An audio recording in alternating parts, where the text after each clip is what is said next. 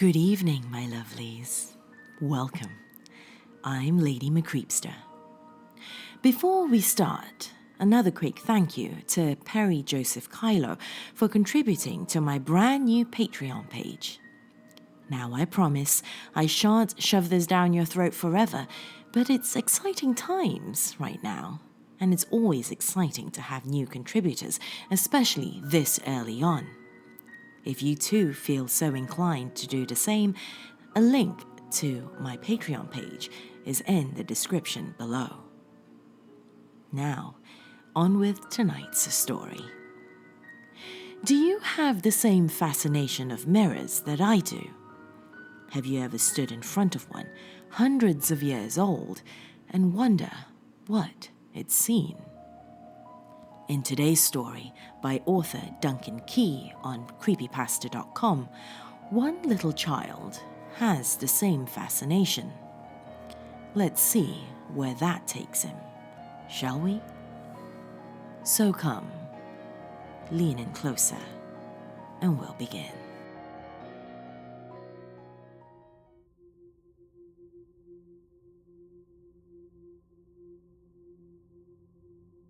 Ever since I can remember, I have had a strange fascination with mirrors. The idea that there's a piece of glass which reflects everything you can see. I still wonder what the first man thought when he saw his reflection in still water.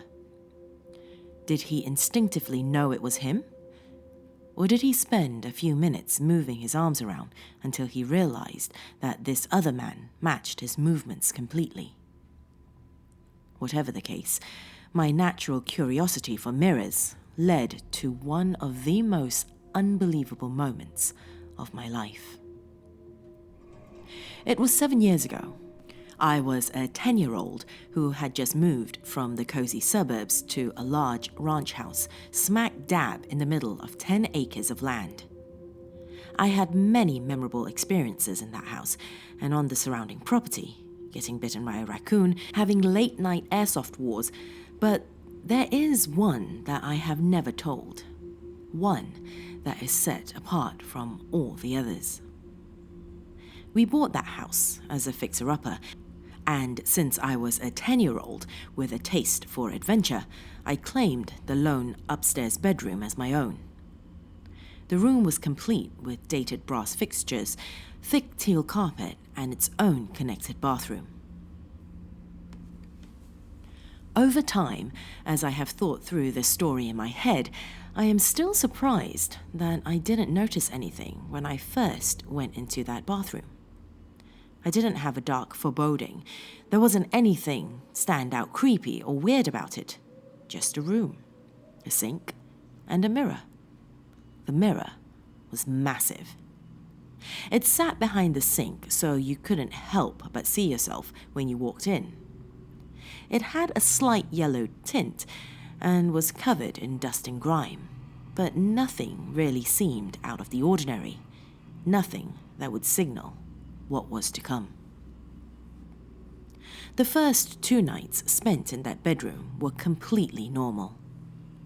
Nothing strange except the occasional midnight creak or moan from the ancient air conditioning unit.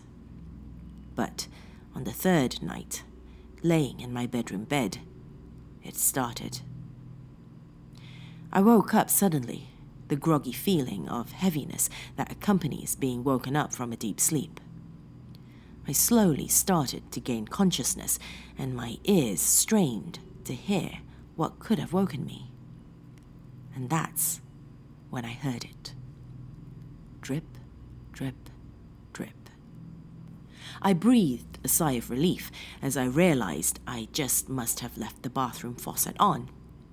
I sat up, turned on my dim bedside lamp, climbed out of bed, and stepped into the bathroom. As I set my foot down on the tile, I was surprised when I discovered it strangely chilled. I continued in, not thinking much of it, and turned the bathroom light on. My reflection greeted me. I was in my Mario pajamas, and my hair was a bedheady mess. I smiled at how silly I looked. I looked at the faucet handle, and sure enough, it had been left ever so slightly open. I turned it all the way closed and turned off the light and went back to bed. I was drifting off to sleep, and I made a mental note to ask my dad if he could tighten the faucet in the morning. Though, by the time I got back from school, as you can expect from any fifth grader, I had a million different things on my mind and completely forgot.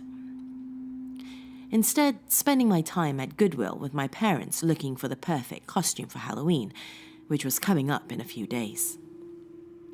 That night, though, it happened again. I awoke suddenly with the same strange heaviness that covered my body the night before. Instinctively, I strained my ears, and I heard it again.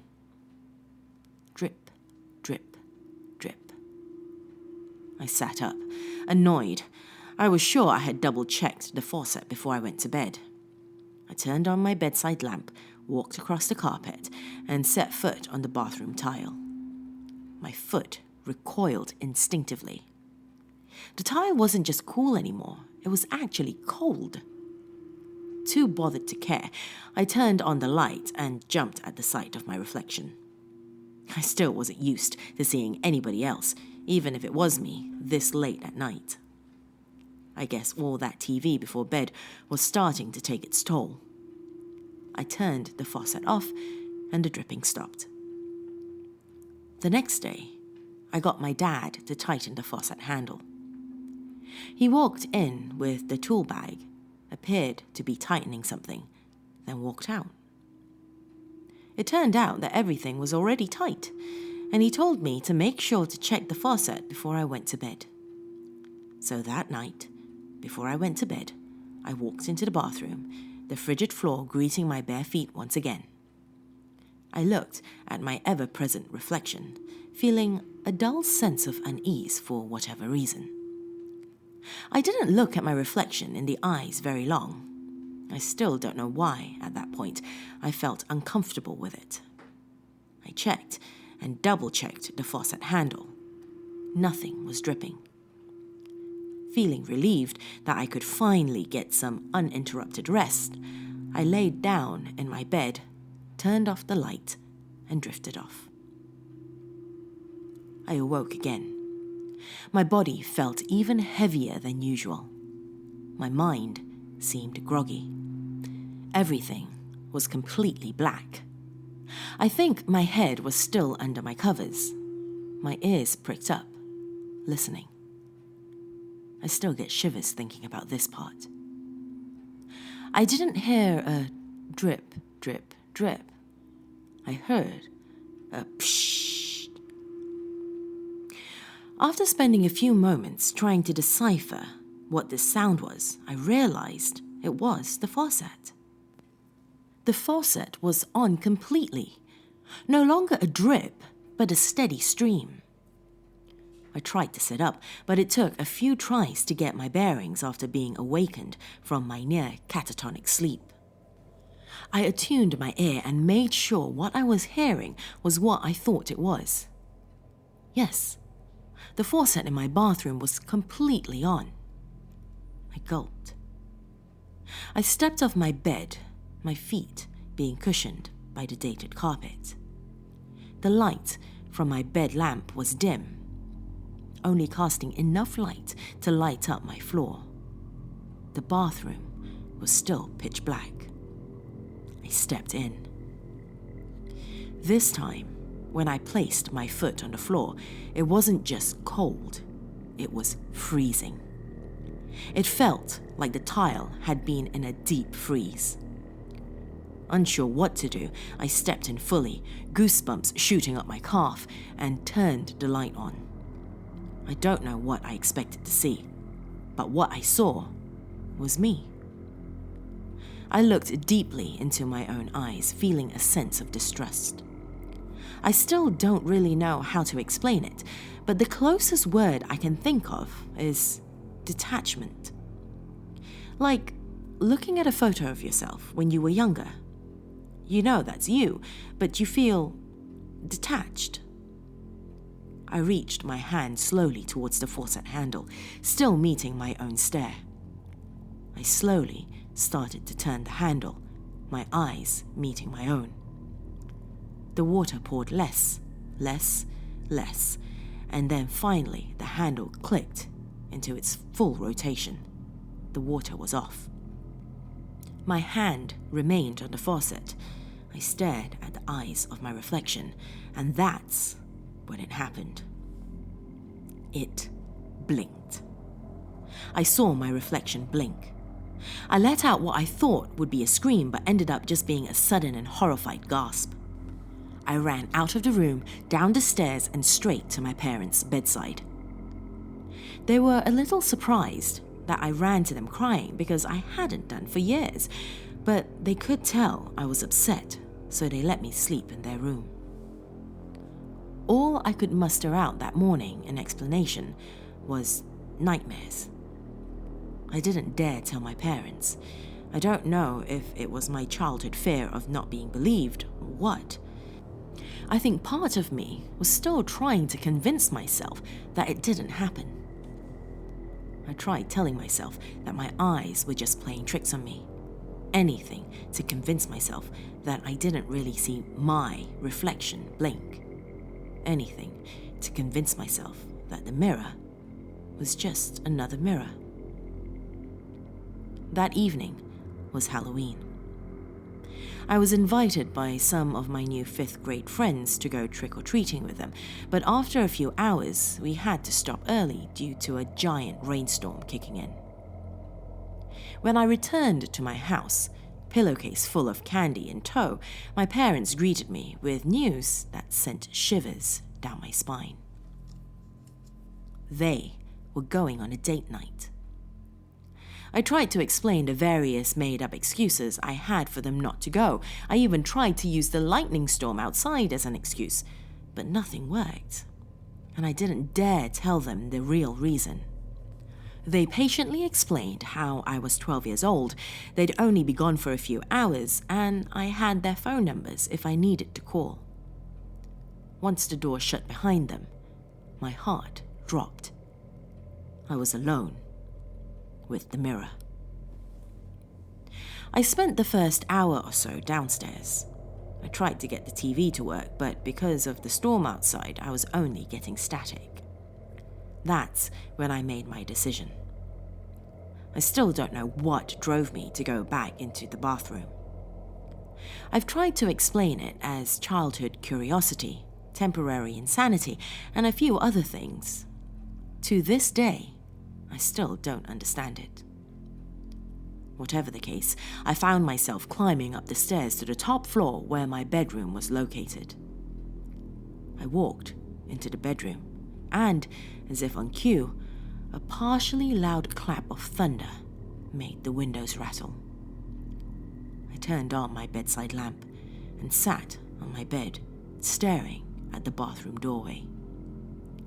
I pulled out my still full bag of candy, reached my hand down into it, and pulled out a few Tootsie Rolls. I ate quietly, hoping the sugar would give me courage. I walked into the bathroom, turned the light on, and looked at my reflection dead in the eye. Time seemed to stand still. My reflection no longer felt like me. Looking at it made me feel almost offended that there could be something so similar to me, but so different. Everything got very quiet. I could hear my heartbeat loudly in my head. My reflection was moving. Its arm, to be specific. I only saw it out of my peripheral vision because our eyes were locked, but it was definitely moving. What felt like an electric current shot up my body. My hair stood on end, and I was frozen, staring, every single muscle in my body tense. I tried to scream, but I couldn't move. My reflection still stared back at me, its face neutral. It was moving its hand towards the faucet handle on its side. It got closer and closer, and then I felt something on my hand, strained my eyes to look down just a tiny bit, and realized my own hand had grasped the faucet handle on my side. It had moved its hand to the faucet handle, and I had too.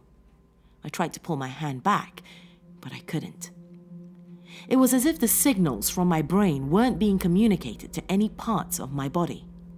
I willed my body to move, but nothing happened. My reflection's face looked at me knowingly, then it moved its head slightly closer to the mirror, parted its lips, revealing a devilish grin. I felt my own face contort, matching its features. Bang! A clap of thunder rattled the mirror. My whole body felt heavy as I stared at this smiling abomination, somehow controlling my body. Its free hand started to move up, and though I couldn't break the stare with my eyes, I could see out of my peripheral vision that my hand was also moving up. Our hands simultaneously started moving towards the mirror. I tried to fight back, to pull away, but it was useless. As my hand got closer to the mirror, I felt a vibration emanating from the grimy glass surface, but it pulled my hand closer still, its horrifying smile still stretching my face. Bang! An even louder clap of thunder rumbled the very ground I was standing on. As my hand got closer and closer to the mirror, my fingertips started to feel incredibly cold. I was trying with all my might to pull my hand away from the mirror. My fingertips were grazing the surface of the mirror, and then I felt it. An icy coldness, a tingling sensation on the tips of my fingers, and I could see my fingers had partially gone through the mirror to the other side. My heart dropped. And that's when I realized it was trying to pull me over to its side. Bang! The loudest lightning strike of them all shook the house, and in an instant, darkness. The lightning had killed the power, and to my delight, I could no longer see my reflection. Only pitch black darkness. I pulled my fingers out of the glass. I could control my body again. I turned my head away from the mirror, my body scrambling to be anywhere but in that bathroom. I dove out of the bathroom, hitting my shoulder on the door on the way out, then landed not so softly on the floor. The colors of my room got distorted. Everything was purple, then green. The room was spinning, and my head felt light. I tried to get up, but my body wouldn't listen. That's when I blacked out. That was the last night I set foot in that bathroom. Heck, that was the last time I even set foot in the bedroom. It took less work than I thought to convince my parents to let me sleep in the game room. Eventually, though, our family decided to move. We renovated the whole house.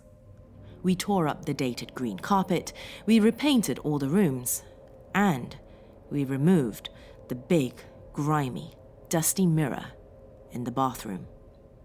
I refused to help.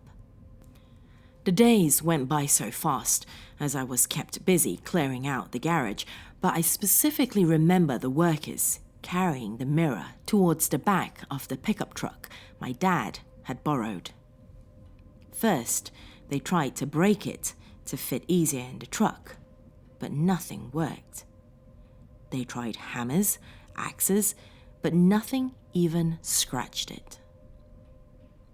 My final memory of that mirror was of it standing upright in the back of the truck. Still dusty, grimy, and dirty, but otherwise completely unscathed. As the truck drove away, the mirror happened to be angled perfectly to see my reflection once again. I saw in the mirror a kid standing alone in a driveway, staring with eyes wide, full of fear. That was the last time I saw that mirror.